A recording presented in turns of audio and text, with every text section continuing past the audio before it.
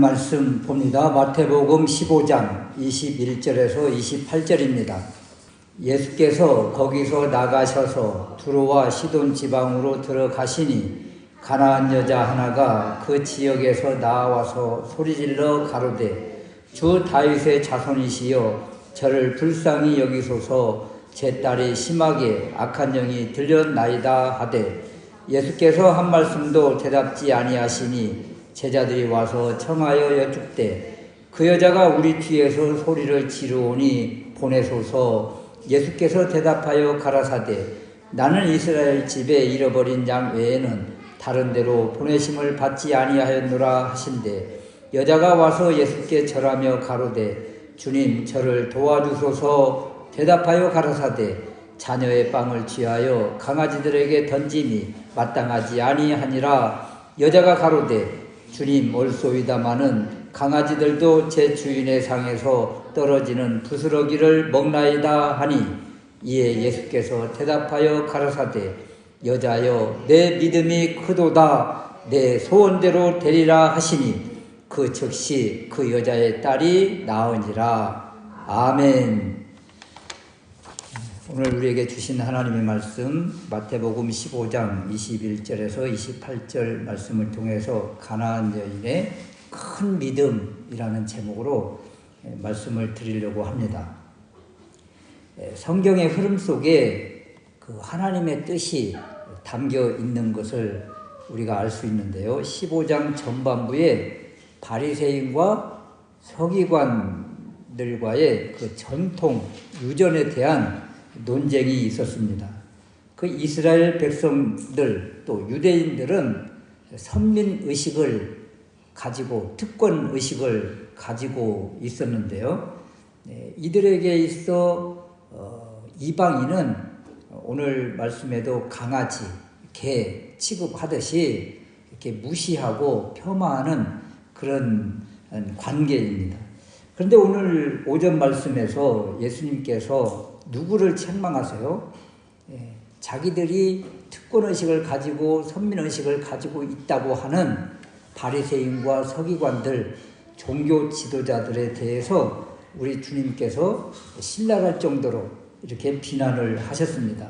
그리고 나서 이어서 소개하는 곳이 두로와 시돈, 가나안 지역에 있는 여인을 끄집어내고 있는 거예요.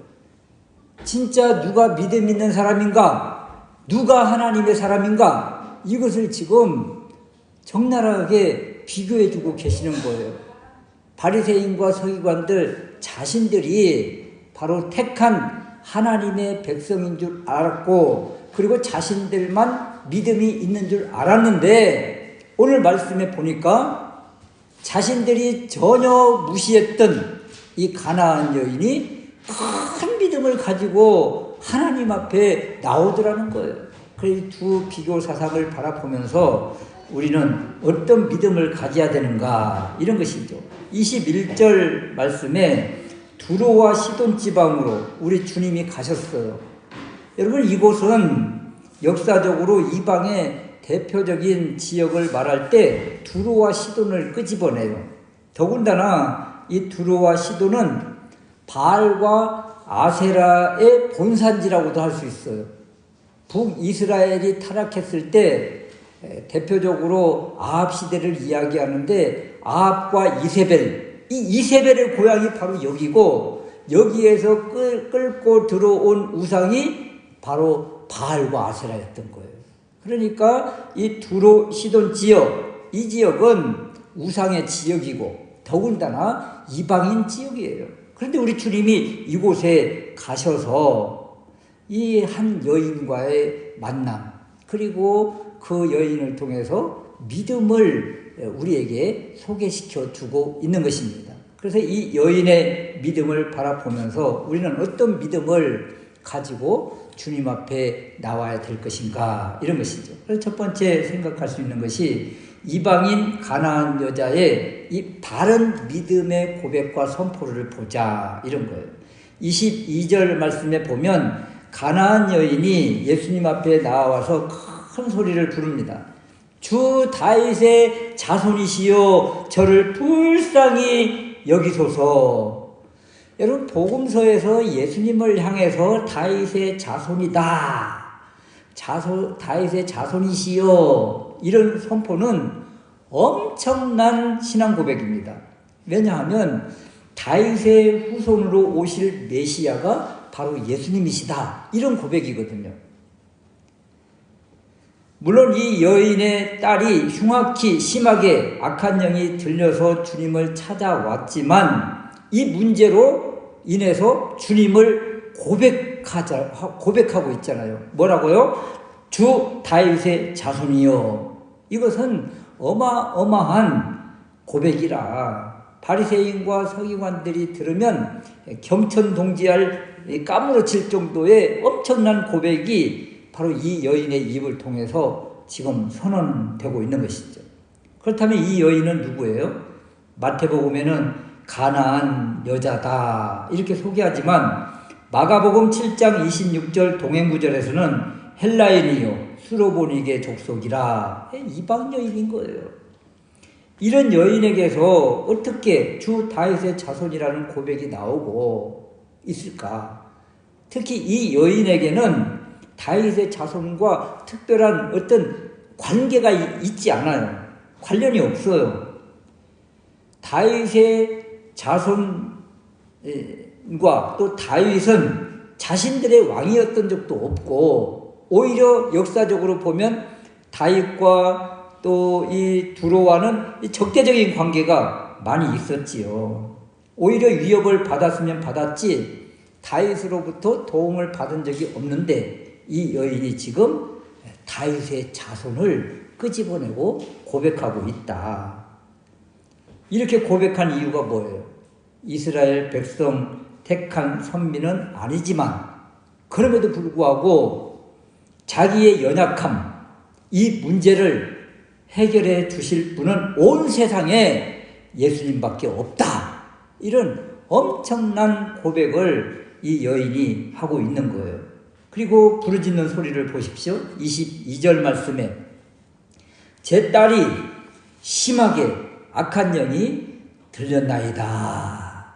이 문제가 주님을 찾아오는 계기가 되었다. 그래서 어떤 문제 또는 시련, 고난, 때로는 질병을 통해서 주님 앞에 기도하게 되고 또 주님 앞에 나오게 된다. 그렇다면 고난이 오히려, 질병이 오히려 축복이다.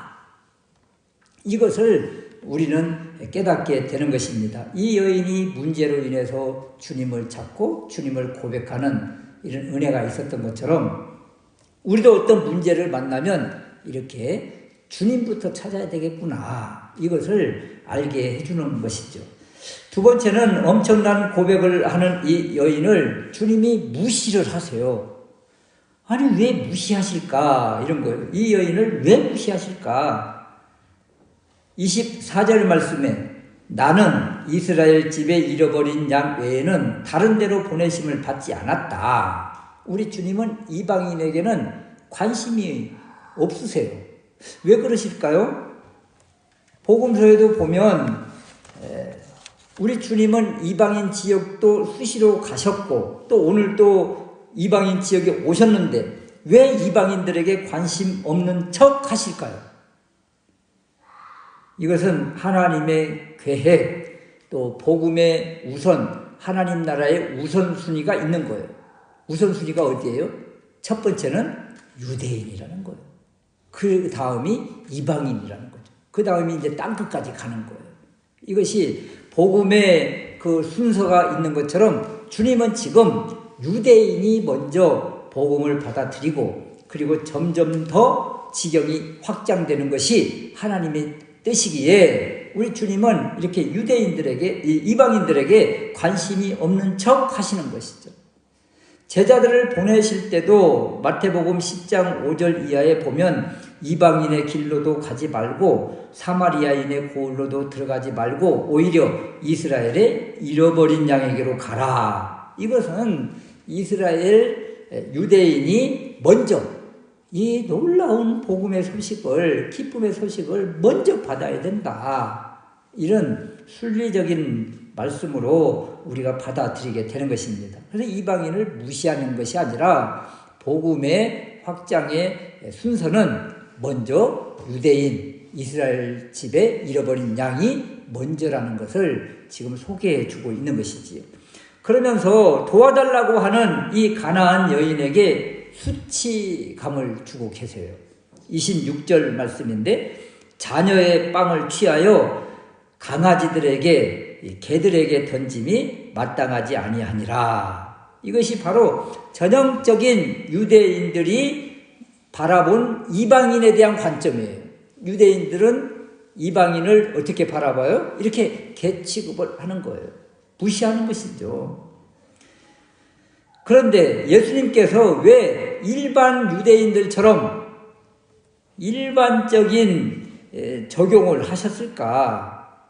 왜 이 여인에게 믿음을 가지고 도와달라고 요청하면서 부르짖는 이 여인을 왜 일반 유대인들과 똑같이 무시하면서 폄하하면서 왜 관심을 접으셨을까? 관심을 두지 않으실까? 왜 그러실까요? 그것은 이 여인에게 있는 믿음을 우리 주님은 아시지요. 이렇게 어떤 반응을 해도 이 여인이 도망가거나 포기하거나 주저앉지 않을 그 믿음이 있음을 우리 주님이 아시기에 이런 반응을 보시면서 복음의 그 확장의 순서, 복음 받는 순서를 알려주시기 위해서 이런 행동을 하신 것이라. 주님은 이미 이 여인의 믿음을 보시고 일반 유대인들처럼 반응하신 것이다. 그렇다면 이 여인은 어떤 믿음이었는가? 우리 주님이 보신 믿음은 무엇인가? 이런 것인데요. 27절 말씀에 보면 주님, 올소이다마는 강아지들도 제 주인의 상에서 떨어지는 부스러기를 먹나이다. 이것이 바로 이 여인의 믿음이에요. 이것은 주님이 무시하는데도 개의치 않고 자신을 개로 여겨도 상관없다. 주님을 어떻게든 붙잡고 이 문제를 해결받기 위한 간절함이 이 여인의 믿음인 거예요. 그래서 주님이 주시는 그 믿음은 무엇인가? 주님이 이 여인의 믿음의 반응을 보고 주시는 그 은혜가 뭐예요? 이 여인이 원하는 것을 주시잖아요. 이 여인이 원하는 것, 딸이 심하게 악한 영에 들렸다. 이거예요. 그래서 이 여인이 사랑하는 딸을 살리려는 이 간절함, 바로 어머니의 사랑, 이 사랑을 가지고 주님을 바라보고 주님을 나온 것, 이것이 주님이 보실 때 큰 믿음이라는 거예요. 어떤 말을 해도 개의치 않고 주님만 붙잡으면 된다. 주님이 이 문제를 해결해 주실 분이다. 이 선포, 이 고백이 바로 이 여인의 큰 믿음입니다. 우리는 때로 어떤 문제를 가지고 기도할 때 주님께 기도하고 또 한편으로는 또 사람에게도 부탁하고 그렇게 되다 보면 우리의 믿음이 이것이 온전한 믿음이에요. 믿음이 나누어진 것이죠. 나누어진 거예요. 이 여인은 어떤 그 누구도 바라보지 않고 오직 주님만 바라보는 거예요. 그 주님이 밀어내는데도 불구하고 밀어내는 것이잖아요. 강아지 취급한다는 것은 밀어내는 것이에요. 그럼에도 불구하고 맞습니다. 그럼에도 불구하고 주님밖에 없습니다. 이 고백을 이 여인이 하고 있는 거예요. 그래서 이 여인의 믿음을 우리 주님이 보시고 28절 말씀에 여자여 내 믿음이 크도다 내 소원대로 되리라. 그랬더니 그 소원대로 그 사랑하는 딸이 즉시 치유함을 받고 나았다. 그래서 이 여인의 믿음, 어떤 믿음이요? 어떤 상황과 환경에 상관없이 오직 주님만이 해결해 주실 분이고 주님만 붙잡습니다 하는 이 믿음으로 나아갔기에 이 어려운 문제가 해결함을 받더라. 우리도 이렇게 적극적인 믿음, 오직 주님만 바라는 믿음, 그 믿음, 일편단심의 믿음으로 나아갈 때 주님은 우리의 믿음을 바라보시고 은혜로 덧입혀 주시고 문제를 해결해 주시고 우리의 믿음을 칭찬해 주신다.